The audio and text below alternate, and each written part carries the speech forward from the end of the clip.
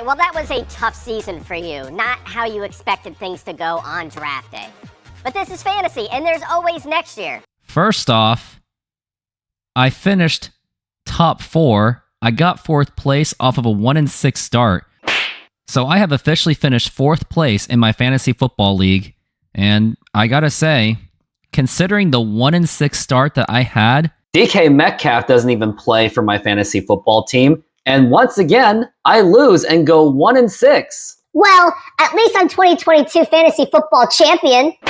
I'm actually proud of myself for the run that I did have for this season. Like, at some point, the season was just completely lost. Now, before I get into this, hit the like button, subscribe, and hit that notification, as this will be my final video for fantasy football. So let's just go right into the results, shall we? So let's go to the 3rd place game. So for 3rd place, it was the Rooftop Koreans, myself, and Auto Draft, and I just fell short. 125.6 to 118.3. And the biggest blunder that I did make was I did not play Najee Harris of the Pittsburgh Steelers, who absolutely torched the Seahawks. And had I put him over Chandler or Tony Pollard, who both were terrible throughout those games, I would have actually won, and I could have secured my 3rd place. But instead, Auto Draft won. It is what it is. But again, for the start that I had, 1-6, I'm still proud of myself. Now, I won't go into the next season going, well, at least I finished top 4. I probably won't do that. Maybe, who knows? But 4th place off of a 1-6 start is actually pretty darn impressive.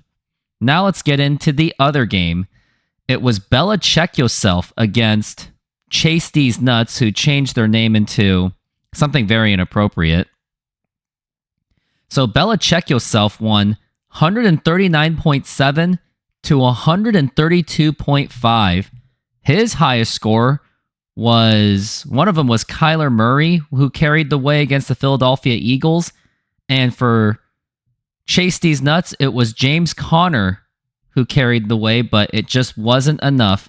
And it looks like there just wasn't...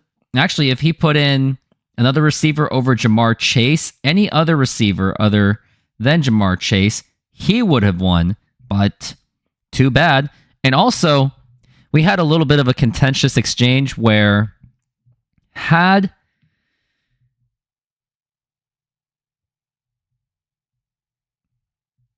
he was basically just laughing at me, and he's saying that how much he got his revenge and he didn't really care if he lost because him beating me twice in the season was completely just a win for himself, which makes me think that I really do think that he is still very petty, that I did beat him in the finals last season. So I think that still does live rent-free. Otherwise, he would be upset that he lost in the championship round again. This is actually the 3rd time that he lost in the championship round. So honestly, that makes me happy.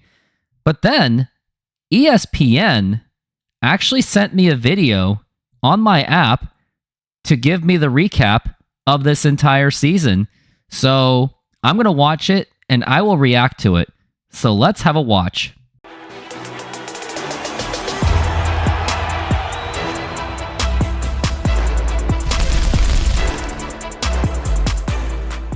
All right, well, that was a tough season for you. Not how you expected things to go on draft day.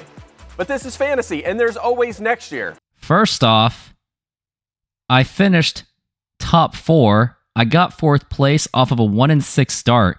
What is this guy even talking about? Typical ESPN.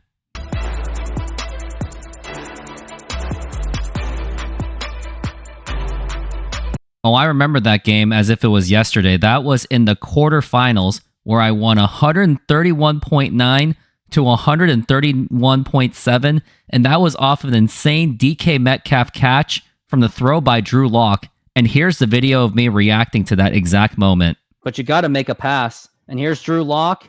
And here is the pass. And that's going to be... That is caught by DK Metcalf! That's got to be caught. You got to keep it running. And I won. Oh! I won! I won! Oh my God! I just won in fantasy, 131.9 to 131.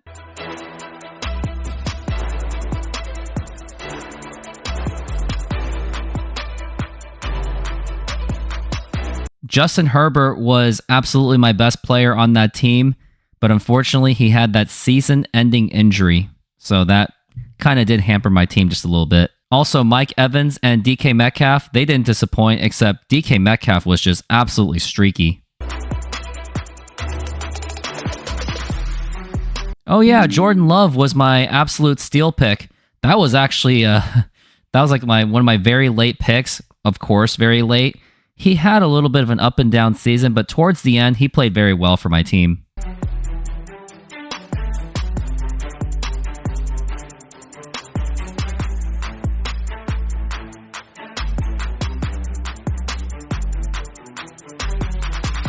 Oh yes, that was that Cowboys game between the Seahawks and the Cowboys where DK Metcalf just completely went off against them. Unfortunately for the Seahawks end, they fell short, but that also helped me win a game, a very critical game in fantasy football.